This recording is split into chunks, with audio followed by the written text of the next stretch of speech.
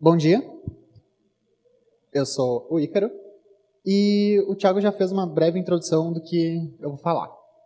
Eu tenho 23 anos, tá? Para vocês se situarem quem eu sou. Eu estudo análise de sistemas no Senac, lá em Porto Alegre. Perdão. Eu trabalho na Rua Sistemas, fazendo umas paradinhas com reconhecimento facial e tal, bem divertidas. Eu gosto muito de Pokémons, tenho tatuagem a respeito e tal. Tenho uma namorada, gosto de falar porque é bacana falar isso. E ela tá aqui. Então, aquela moça lá no fundo, ó. Se alguém for ver ela na saída depois, ela tá comigo. Eu escrevo, não escrevo faz bastante tempo, mas eu tenho algumas coisinhas que eu coloco num blog que eu tenho. E eu vou falar sobre automação. Mas automação do quê? Eu vou falar bastante sobre automação de navegação. Automatizar aquelas páginas que a gente acessa todo dia ou coisas assim. Segundo o Aurélio, automação é tipo sistema em que os processos... Blá, blá, blá, blá. Passando essa parte chatinha, assim, grifando, são sistemas... é um sistema em que os processos operacionais são controlados e executados por dispositivos substituindo o trabalho humano, ou automatização. É basicamente o que a gente faz todos os dias.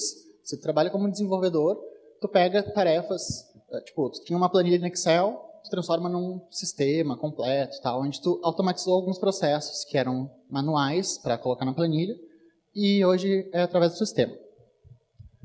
Só que eu não vou falar muito sobre isso, vou falar coisas um pouquinho mais divertidas. Eu vou passar um pouco da agenda aqui sobre a curl, que acredito que alguns conheçam, que é uma ferramenta em linha de comando para fazer chamadas HTTP no terminal. Vou falar sobre dois módulos do Node, o Request e o Serial. Sobre o Phantom.js, que deu o nome à palestra, se vocês viram, fantasmagórico, vem do Phantom. E um pouco do Nightmare, que deu todo o estilo para a palestra também. O background é dele. A curl, ou CURL, tá bom, é um client para URLs. Ele teve o primeiro release em 1998. É open source. É um dos projetos mais antigos que eu conheço open source. Além de, obviamente, o kernel do Linux e coisa assim. Como eu já disse, é uma ferramenta em linha de comando, o que é divertido para quem gosta de linha de comando. Trabalha com todos os verbos HTTP. Tem suporte a SSL, cookies, sessions, se tu salvar elas, e tipo, muito mais de coisa. Pode fazer FTP, pode conectar com o servidor Samba, basicamente qualquer coisa que navegue dados. Beleza, o que a gente consegue fazer com a curl, tá? Não tem nada de JavaScript aqui ainda. Ela é uma ferramenta linha de comando, terminal e tudo, escrita em C e compilada. Ela é bastante usada para a gente fazer algumas chamadas de API. Se tu abre a API do Twitter, lá a documentação, ou quase todas as documentações de APIs, eles dão um exemplo usando curl. Colocam lá uma chamadinha para te fazer um teste. Eu vou brincar aqui com uma cotação do dólar. É uma coisa que a gente vê, às vezes, assim, abre o Google e coloca dólar ali, mas eu vou fazer isso de forma automatizada. O trabalho oneroso, como o Thiago comentou antes, a gente tem que abrir o navegador, daí digitar, esse é um site que tem o dólar da foto anterior, esperar carregar todos os assets ali, o CSS, o HTML, o JavaScript, e é um trabalho chato. Obviamente que eu estou aumentando muito aqui, mas é um trabalho que demora, e se tu faz isso várias vezes por dia, é chato pra caramba. Só que a gente trabalha com desenvolvimento, a gente quer fazer coisas bacanas. Então a gente pega, programa bastante e faz um script em shell script, já que a curl é nativa do Linux, e faz essas chamadas automatizadas. O que está feito aqui é basicamente para eu colocar no LinkedIn que eu sei programar em JavaScript, porque foi trabalhoso pra caramba e trabalha com, tipo, quebra a chamada, faz outras coisas e não é muito legal. Mas dá para ler? Um pouquinho? Beleza. Eu quebrei aquele script grandão em algumas chamadinhas pequenas para explicar basicamente o que é a curly e como fazer uma chamada. Essa primeira declaração de variável é o user agent que tu vai usar para trafegar os dados. Ele simula ali como se fosse o Chrome no Linux. Então, tu finge que tu é um Chrome acessando aquela página. Ele é muito bom para fazer essas chamadas, porque se tu usa o user agent default da curly, ele vai o user agent como curly/version e alguns servidores bloqueiam essas chamadas. A chamada em si está ali em cima. Curly -s, -k, contrabarra é para quebrar a linha, -d, -a e tudo isso aí. Esse pedaço de código, eu estou chamando aquela URL no -s no silent mode, para ele não printar nada no terminal. O -k, ele ignora problemas de HTTPS. Se tu tiver aquelas chamadas para servidores que o certificado não foi assinado certo e tal, e aparece a tela vermelha no Chrome, ele ignora isso e faz a chamada igual. -d é para fazer post dos dados, como se fosse um formulário. E o -a é para usar o user agent. Espero que a internet funcione. Que eu vou fazer uma demonstração desse código. Olha o dólar ali. É a cotação real do dólar e tal, hoje, agora, cedo de sábado. 13,37,9 ali. Super legal, né? Tipo, a gente automatizou o processo de abrir o Google, digitar dólar e ver a cotação do dólar. Tipo, isso não serve para bosta nenhuma. Ninguém vai fazer isso de verdade, assim. Eu não vou abrir o terminal, vou digitar dólar e esperar carregar 3 chamadas. Então, antes a gente tinha o lance do processo chato de abrir o navegador, e agora a gente tem tudo via linha de comando, que é super mais divertido e dá para impressionar as pessoas e colocar no LinkedIn que tu fez alguma coisa. E o JavaScript que a gente tem na história? Como é que a gente faz para renderizar ele? Como é que a gente faz para usar ele? Basicamente, tu não consegue. Tu trafega dados estáticos, tu trafega um HTML, trafega o que tu quiser, mas tu não vai conseguir usar JavaScript chamadas funções e coisas que tenham na tela. Se precisasse usar jQuery, por exemplo, se o site usasse React ou qualquer coisa para renderizar, tu não ia ver nada. É como se fosse aqueles leitores de tela, que muitos não renderizam. Então a gente vai para a parte mais divertida, que é usando... que é com Node, o request e o cherry. Esses são os 2 módulos que eu tinha falado no início. O request, ele faz basicamente o que a curly faz, só que usando JavaScript. Ele foi pensado para ser simples, a API deles é muito barbada, é bem parecido com a sintaxe do $.ajax da jQuery. Tu usa as funções bem parecido. Tem suporte a HTTPS e ignorar aqueles problemas de certificado que nem a curly.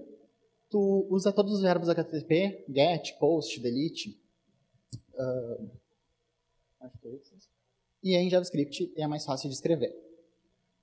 O Cheryl, ele é o core da jQuery no servidor.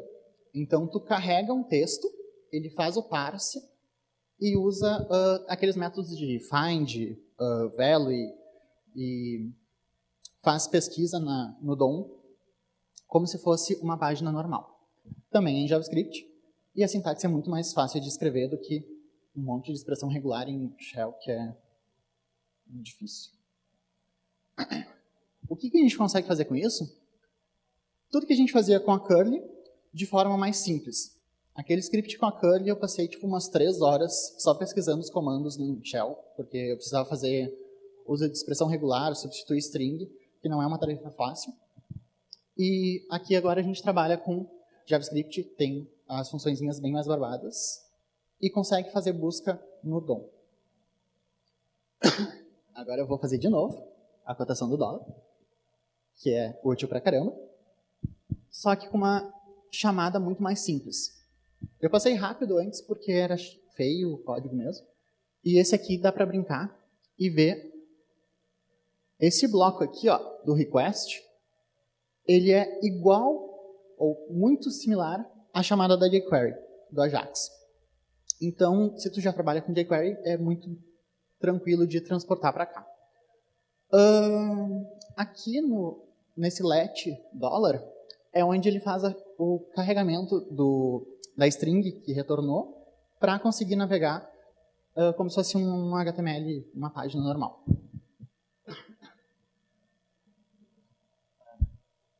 Tá, eu tinha separado os códigos. Bom, a demonstração eu não vou fazer porque é a mesma coisa do que a anterior. Literalmente a mesma coisa. Vamos de novo. E o JavaScript aí? Apesar da gente estar trabalhando com JavaScript, de estar usando o JavaScript para fazer as chamadas e tudo, a gente está trabalhando no servidor e ele não renderiza a página, ele não faz as chamadas de função como se fosse um navegador. Ele te dá todo o texto das chamadas de função, mas não são executadas. E qual é a utilidade disso? Como eu falei antes, tipo, nenhuma. Não faz sentido nenhum a gente fazer isso, porque é chato ainda, tu vai ter que abrir o terminal e tudo mais. Mas a gente consegue fazer ficar mais divertido, agregando funcionalidades. Porque a automação, apesar de trabalhar com substituir o trabalho chato, ela não vai ser útil para ti se não te agregar informação. Bom, aqui a gente vai pegar o cartãozinho da Lelo, não sei se vocês usam aqui em Santa Maria, né? Acredito que sim. Ele é aqueles cartões de refeição. E, tipo, lá no trabalho a gente usa bastante ele, todos os dias que a gente almoça. Só que nem sempre a gente tem saldo. E esse trabalho é chato. Tem que entrar no site, colocar o CPF, a senha, esperar carregar e tudo mais, para daí sim tu saber o valor. O que a gente consegue automatizar aqui é todo esse processo. A chamada de login, a chamada de tu pegar os dados do formulário, daquela outra tela ali. Isso aqui está renderizado mobile, mas é uma aplicação desktop também. Aparece no navegador desktop. E transformar isso em informação útil, porque aquele saldo ali é muito útil para mim todos os dias.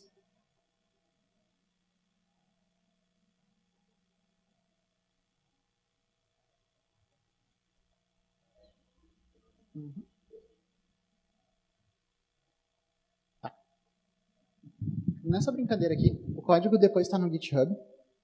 Não tá, mas eu vou colocar. É assim, pega os dados que eu tenho salvos aqui, o meu usuário e minha senha, que é o CPF e senha, faz todas as chamadas que precisa fazer para saber qual é o valor do cartão. Isso por si só ainda não faz sentido nenhum. Só que integrando com o Slack, por exemplo, se a gente chamar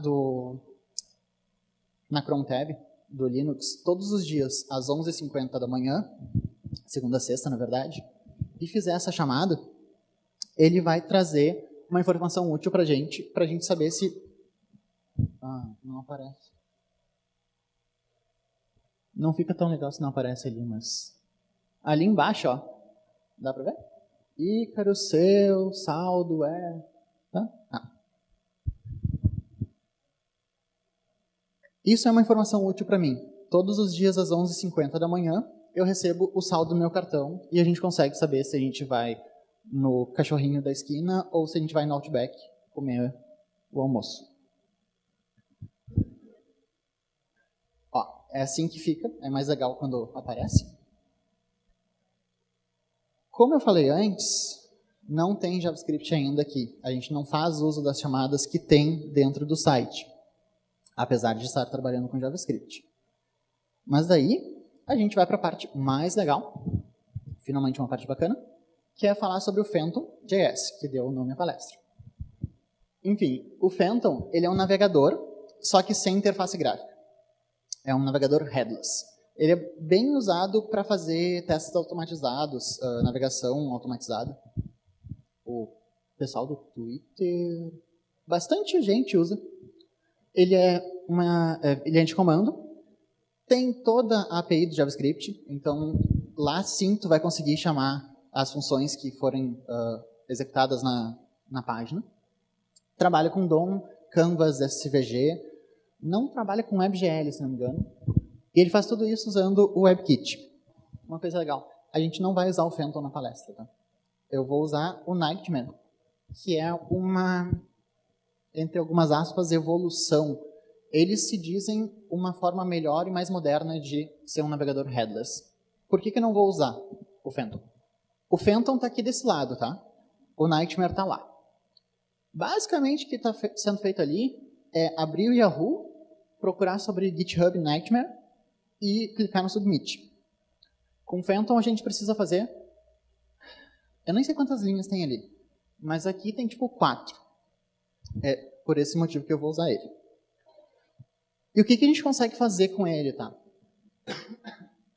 Basicamente, qualquer coisa que tu faça na web. Tu consegue acessar qualquer site, tu consegue fazer submit em qualquer formulário, tu consegue simular cliques, tu consegue fazer quase qualquer coisa. Para brincar com ele, essa é minha namorada. Olha que legal, a fotinha ali do meio é a nossa casa. A gente se mudou faz 1 mês e 2 dias, eu acho. E para brincar com ele, eu vou acessar o Instagram dela, que é uma coisa complicada. Ele é todo renderizado no front-end. Ele usa React para renderizar. Tem formulário de login, ele trabalha com HTTPS. Enfim, é uma aplicação bem complexa para te automatizar o processo. E daí eu vou mostrar que é legal de fazer. Como é que surgiu a brincadeira de usar o Instagram, tá? Essa é ela de novo. Ela usa bastante Instagram. Bastante. Ela faz jornalismo e essas coisas de mídias sociais e tal, ela usa bastante. Só que daí, tá ligado aquele coraçãozinho ali, bem no cantinho? Ele é um problema para mim. Se passa um tempo e eu não curti uma foto dela, dá problema sério. Então, bom, React, renderizar no front-end, trabalha com HTTPS, é uma aplicação complexa e tudo. Só que, como um desenvolvedor que não acessa muito o Instagram, a gente consegue automatizar isso também. Então, vamos trabalhar. Eu fiz um script que aqui está em Instagram.js, mas na verdade não é o nome, que faz exatamente esse processo. Ele loga na minha conta do Instagram com meu usuário e senha, ele navega até o usuário X, que no caso é a Marcy, ela encontra a última foto, salva a foto se ela não foi curtida ainda, me avisa por e-mail, que para cá eu troquei pelo Slack, porque fica mais legal, e curte a foto. Eu preciso saber que eu curti aquela foto, porque se eu não comentar com ela depois, também dá problema. Então...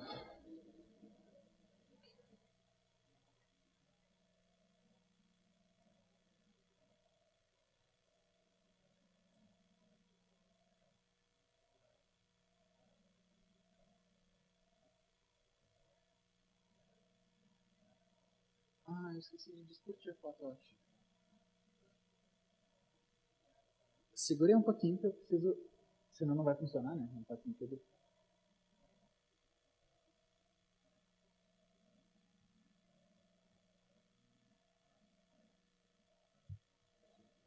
Sigam ela gosta bastante de seguidores. Marcy Gottschalk. Aí, ó. Não, já tem. Tá.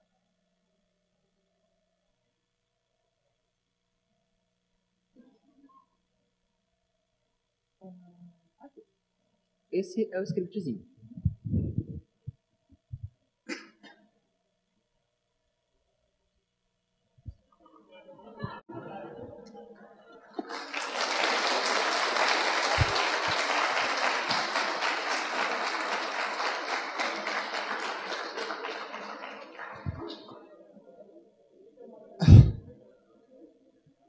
E, como eu falei, eu troquei o e-mail pelo Slack, porque eu estou usando muito mais Slack no trabalho. E ele me avisa, me manda qual é a foto para eu comentar com ela depois. Quando eu montei esse script, ela sabe dele, tá? Não estou fazendo nada ilegal aqui. Ela é bem esperta, então ela sabe que eu conseguiria automatizar também comentários na foto, com uma lista pré-definida ou análise da imagem, alguma coisa assim. Então ela só acredita quando eu falo verbalmente com ela, não em comentários no Instagram. Para aparecer e ficar legal ali, eu usei uma flagzinha só para dizer para o Electron, que ele usa por baixo, que ele abra uma janela de verdade. Mas ele também é headless, tu consegue fazer tudo isso sem abrir o navegador de verdade e sem visualizar tudo, todas as opções ali.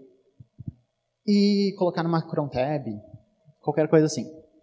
Aqui está seguindo uma vibe meio de testes e o Nightmare também é muito usado para testar software. Não só o Nightmare, mas outros navegadores headless. E não é diferente aqui. A gente consegue fazer teste de funcionalidade, validar se a foto foi curtida de verdade, ou se tu tem um login, se o login foi válido, se foi inválido, se apareceu a mensagem de erro, se a mensagem de erro é vermelha. Enfim, tu usa para testar qualquer coisa. E é relativamente simples. Aqui eu estou usando o Mocha, que é um framework de testes. Eu não sei se o Matheus falou sobre ele, ou se falou sobre outro.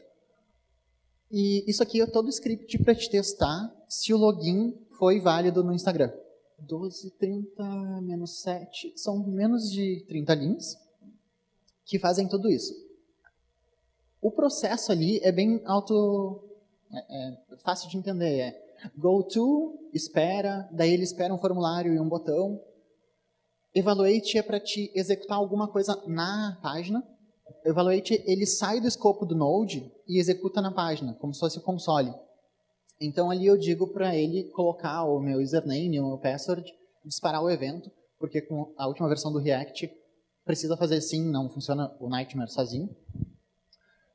Espero 600 milissegundos, clico no botão do formulário, que é o único botão, espero mais 600 milissegundos, tiro uma foto da tela, para validar depois, dou um outro evaluate, que é para pegar todos os verticals, a contagem de todos os verticals daquela tela. Eu consigo validar se o login no Instagram foi feito com sucesso, se a próxima tela tem 12 fotos renderizadas. Então é isso que eu estou fazendo ali. Expect, número de fotos, que seja igual a 12. Isso aqui, ele demora um pouco, porque trafega pela rede, faz o login com falha e tudo, então eu vou mostrar só aqui. Mas eu fiz 2 testes para testar o Instagram, eu sei que não precisa, mas... Um deve logar e exibir as 12 fotos, e o outro deve exibir uma mensagem de erro se o login for falho.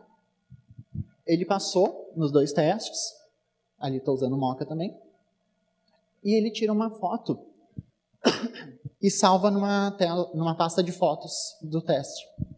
Então assim tu consegue validar se teu CSS está legal, se está desalinhado, se a cor foi errada, enfim. Testes de funcionalidade e testes... Tem um outro nome que eu não lembro. Um reviewzinho do que a gente viu aqui, que a Curly é muito legal e ela é nativa na maioria das distribuições Linux e eu acho que no Mac também. No Windows tu tem que baixar, instalar, mas daí vocês se viram se vocês usam Windows. E o Cherry e o Request são muito legais porque eles têm uma API bem fácil de trabalhar com requests. O próprio nome do request diz, né? O Phantom é bem legal, só que ele é muito complexo de usar. Ele tem muitas... É muito trabalhoso tu fazer coisas com o Phantom. E o Nightmare é muito bonito porque ele tira toda essa complexidade numa API simples e fácil de entender, autodeclarativa. E a gente consegue testar qualquer coisa com isso tudo. E era isso que eu tinha para falar.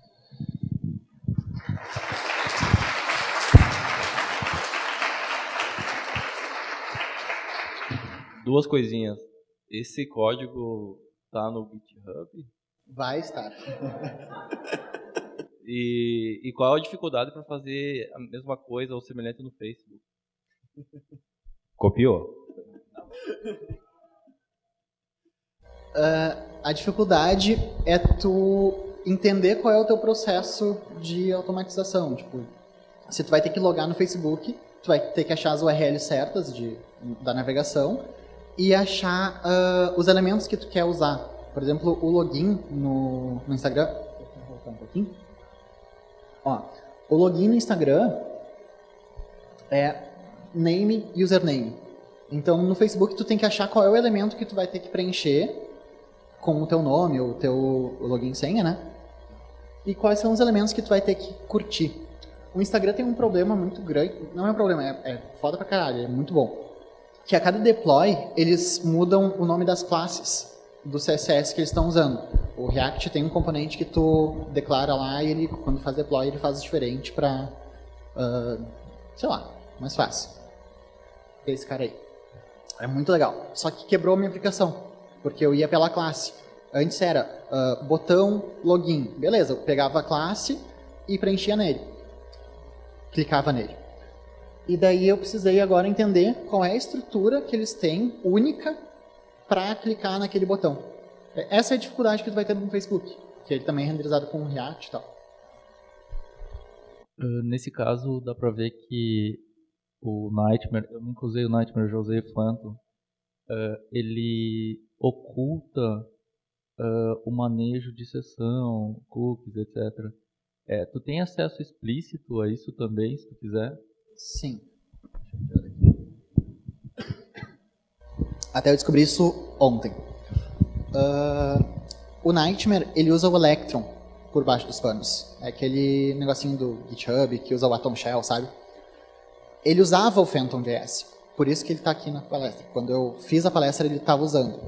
Só que no meio do caminho eles fizeram um deploy, quebrou a aplicação, mudaram na versão 2 para usar o Electron. Tu tem acesso a todas as funcionalidades do Electron através do Nightmare. Então tu consegue mudar a pasta de cache, tu consegue abrir o DevTools, se tu quiser, para fazer umas inspeções ali. Tu consegue não fechar ele, deixar ele aberto para sempre, tu consegue mudar cookie, ativar certificado de segurança, injetar dependências que tu queira, colocar um CSS teu, se tu quiser. Consegue fazer basicamente qualquer coisa.